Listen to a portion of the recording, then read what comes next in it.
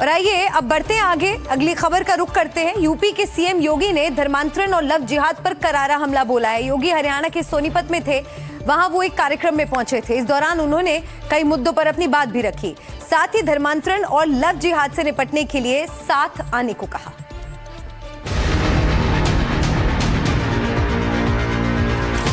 धर्मांतरण के खिलाफ योगी आह्वान, लव जिहाद के खिलाफ साथ आने का संदेश। लव जिहाद के नाम पर हमारी बेटियों के साथ जो खिलवाड़ किया जा रहा है, इसको रोकेंगे, सख्ती से रोकेंगे। यूपी में पिछले कई दिनों में अलग अलग जगहों में धर्मांतरण के साजिश का खुलासा हुआ है। लखनऊ के केजीएमयू का एक डॉक्टर पकड़ा गया जिसका नाम रमीज है।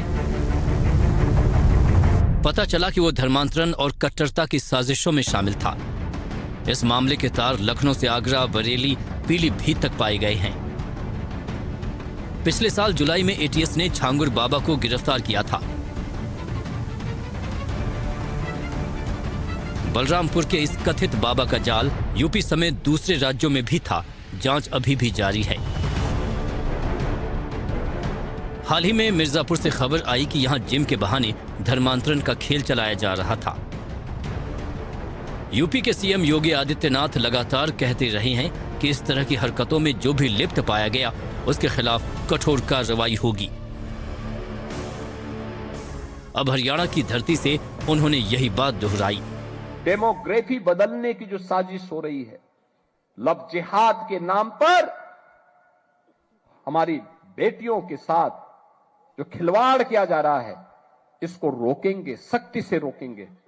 जागरूक करेंगे परिवारों को संस्कारित करेंगे और संस्कारवान परिवार के माध्यम से एक सशक्त राष्ट्र के निर्माण की दिशा में जो प्रवर्तमान अभियान है, इस अभियान में हम भी योगदान देंगे।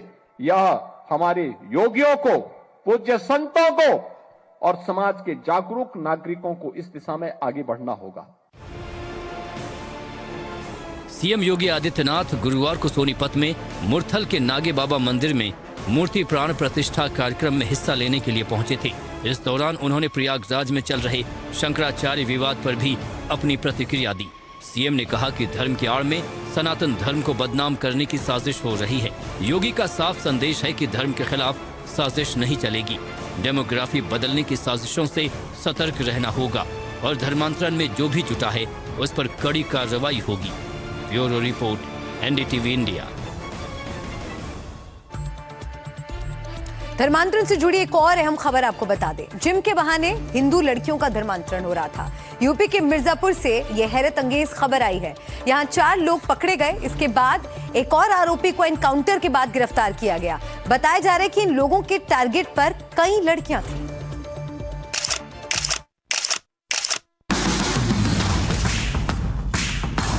जिम के अंदर धर्मांतरण का धंधा, फिटनेस बहाना, हिंदू लड़कियां निशाना।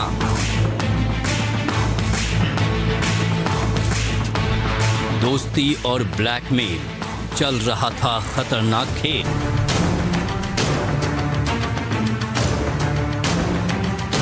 यूपी के मिर्जापुर से एक बहुत बड़ा खुलासा हुआ है। यहाँ जिम के अंदर धर्मांतरण के खेल का पर्दाफाश हुआ है।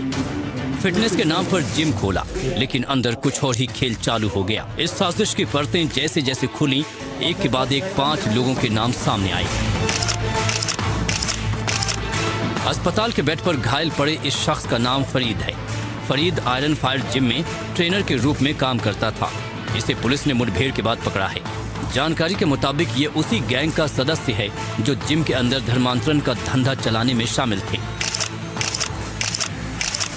मिर्जापुर में जिम की आड़ में धर्मांतरण के प्रयास के आरोप में पुलिस ने अब तक 5 लोगों को गिरफ्तार किया है। 4 लोग पहले ही गिरफ्तार किए गए थे।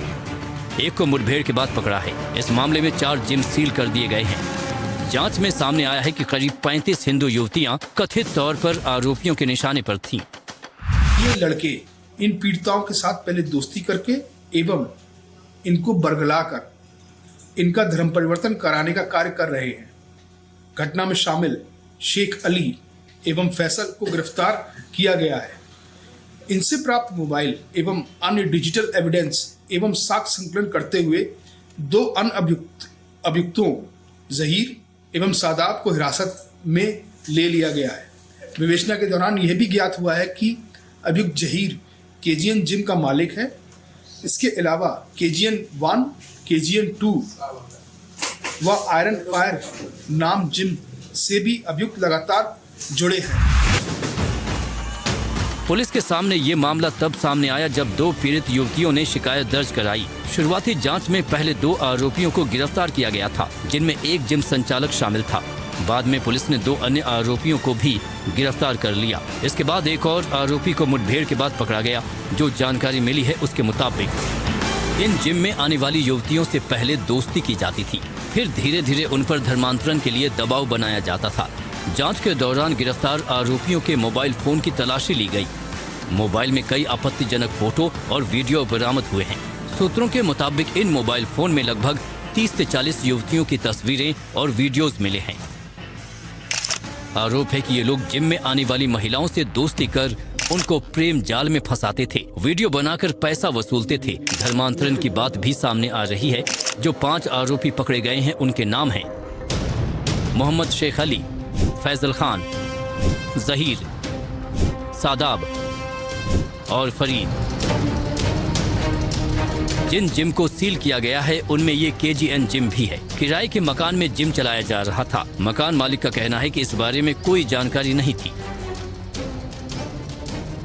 इमरान खान पुत्र इसरार खान को किराए पर रहने के लिए दिया था, रहने के लिए नहीं, जिम चलाने के लिए दिया था। अब इसमें क्या हो रहा है क्या नहीं हो रहा है इसकी हमको कोई जानकारी नहीं है। पुलिस वाले जांच कर रहे हैं। अगर ये मामला जांच में सही पाया जाता है तो हम इमरान खान को बोल देंगे कि हमारा मकान खाली कर दे, क्योंकि मैं ऐसे किराएदार को नहीं रखूंगा। पुलिस इस पूरे मामले की जांच को हर पहलू से आगे बढ़ा रही है। इस मामले में क्या कोई और भी जुड़ा है, ये भी जांच की जा रही है। हालांकि ये संदेश साफ है कि इस तरह के अवैध धर्मांतरण से जुड़े लोगों के खिलाफ कड़ी कार्रवाई होगी। Bureau report, NDTV India. और अब खबर यूपी के मुरादाबाद से, जहां डबल मर्डर से सनसनी फैल गई है। एक प्रेमी जोड़े की फावड़े से काटकर हत्या कर दी गई। जब सच खुला तो पता चला ये पूरा मामला हॉरर किलिंग से जुड़ा था। झूठी शान में भाइयों ने ही बहन और उसके प्रेमी का कत्ल कर दिया।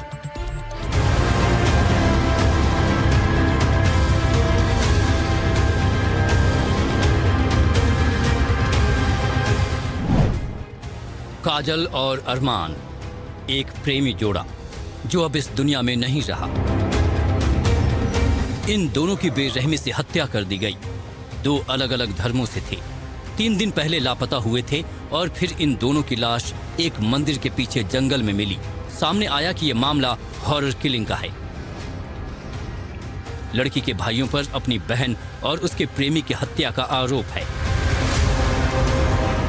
ये मामला है यूपी के मुरादाबाद का। पूरे इलाके में इस डबल मर्डर से सनसनी फैल गई। मामला तब खुला जब लड़के के परिवार वालों ने उसके लापता होने के बाद पुलिस में केस दर्ज कराया। पुलिस लड़के की तलाश में जुटी थी और इसी क्रम में पुलिस ने लड़की के भाई को हिरासत में लेकर सख्ती से पूछताछ की तो सामने आया ये रोंगटे खड़े करने वाला खुलासा। काजल और अरमान की फावड़े से काटकर हत्या कर दी गई।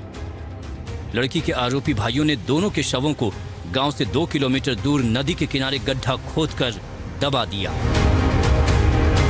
डबल मर्डर का जो इंसिडेंट है वो सामने आया। अगर आप देखें, ये दिल्ली हाईवे है, ये रास्ता सीधे बरेली की तरफ जाता है और इस वक्त हम हाईवे से तकरीबन अगर आप देखें तो 1.5 से 2 किलोमीटर की दूरी पे हैं और ये वही स्पॉट है जहां पर कई सारे लोगों ने मिल करके जो है 2 लोगों की निर्मम तरीके से हत्या कर दी। पुलिस ने जब गहनता से जांच की तो उसके दोनों भाइयों पर शक मंडरा गया।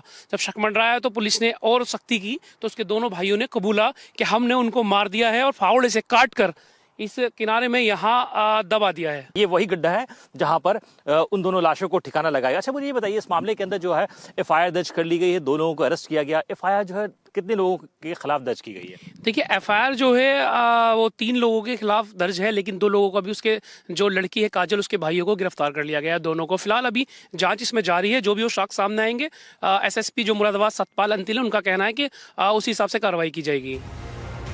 मुरादाबाद में दोनों के घर एक दूसरे के आसपास थे। हत्या के आरोप में काजल के 2 भाइयों को गिरफ्तार कर लिया गया है।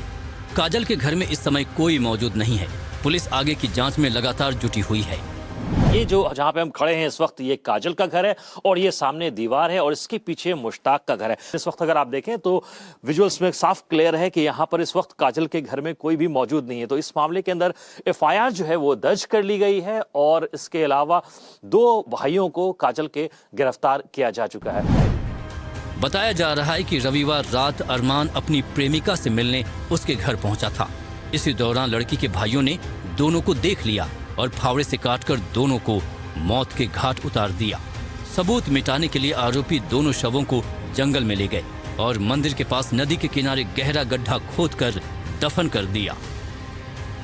जो लड़की है और जो लड़का है वो पहले से बातचीत करते थे और जो लड़की के भाई हैं उनके द्वारा इस चीज़ को उनको ये पसंद नहीं था। जो हत्या हुई थी वो घर पे हुई थी और उसको फिर वहाँ से बॉडी को शिफ्ट किया गया और एविडेंसेस को डिस्ट्रॉय करने की कोशिश की गई और जो एक्यूज्ड है उसी की निशानदेही पर और वीडियोग्राफी के साथ मजिस्ट्रेट्स की प्रेजेंस में बॉडी को निकलवाया गया था। तो वहीं अरमान के परिवार वालों का कहना है कि उन्हें दोनों के प्रेम प्रसंग के बारे में कुछ नहीं पता। उन्होंने रिपोर्ट में 6 लोगों के नाम लिखवाए हैं, जिनमें से 2 लोगों की गिरफ्तारी हुई है। अरमान के पिता का कहना है कि उनके बेटे को इंसाफ मिले और बाकी लोगों की भी गिरफ्तारी हो। तो आपको क्यों लगा मतलब कि उन लोगों ने आपके बेटे को मारा? क्यों साजिश की? मेरे सैनिकों ने, गांव वालों ने खुद कहा, बोले तुम्हारे बेटे को लौंडिया को मार दिया और मार दिया, तुम नामदार रिपोर्ट करके आओ। अब अच्छा ये बताइए कि इसमें बताया जा रहा है कि एक लड़की है जिसका नाम काजल है। काजल के साथ अरमान की कुछ बातचीत होती थी, दोनों टच में थे, दोनों की बातचीत होती थी। इसके बारे में कोई जानकारी है? इस बारे में मुझे कोई जानकारी नहीं। अरमान के पिता का कहना है कि इस वारदात में और भी लोग शामिल होंगे। ये सिर्फ 2 लोगों का काम नहीं। सिर्फ उसको नहीं मारा गया, अरमान को नहीं मारा गया, अरमान के साथ जो लड़की थी वो काजल, उसको भी मार दिया गया। आपको क्या लगता है कि 1-2 लोगों की साजिश थी या कई सारे लोगों ने मिलकर की इसको अंजाम? नहीं साहब, ये तो 5-6 आदमियों का काम है। 3 आदमी 2 आदमियों को मार ही ना सकते। पूरा मामला 2 अलग अलग धर्मों से जुड़े होने की वजह से गांव में तनाव के हालात बने हुए हैं। पीएसी और भारी संख्या में पुलिस बल की तैनाती की गई है। मामले में लड़की के 2 भाइयों को गिरफ्तार कर लिया गया है। गांव में शांति व्यवस्था को बनाए रखने के लिए अतिरिक्त पुलिस बल तैनात किया गया है। मुरादाबाद से मिर्जा गालिब और आकिल जमील के साथ ब्यूरो रिपोर्ट, NDTV इंडिया।